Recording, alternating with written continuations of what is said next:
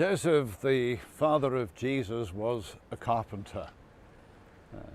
He must have been a rugged guy, a man working with his hands, creating things special for the family, and also selling some of his finest productions. A lawyer once said to me that he's never met a dishonest carpenter. Now, I like the idea. I honestly don't know if that's true, but I like to think of carpenters as down-to-earth people, very much in touch with things. But being a rugged man, Joseph was no less refined and spiritually inclined.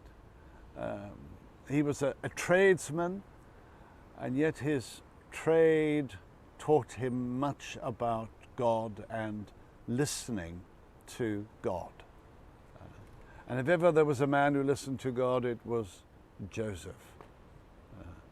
You remember the day when he learned that his fiancée was pregnant, and he was puzzled, he was concerned, and then God spoke to him. And God said, "Don't be afraid to take Mary as your wife, for that which is conceived in her is of the Holy Spirit." In other words, there was no knee-jerk reaction. Joseph was a man who was listening, saying in effect, "God, what now? Give me wisdom. Give me sensitivity to react and to respond in the right way." Joseph as a man who was listening to God. And you remember also how after Jesus was born and the wise men came from the east, and Herod had made this plan that every young boy under the age of 2 should be murdered. And again, Joseph would have been thinking, what do I do now? What is the right way to react and to respond? And God spoke to him in a dream and said, "Joseph, I want you to take Mary and the child to Egypt."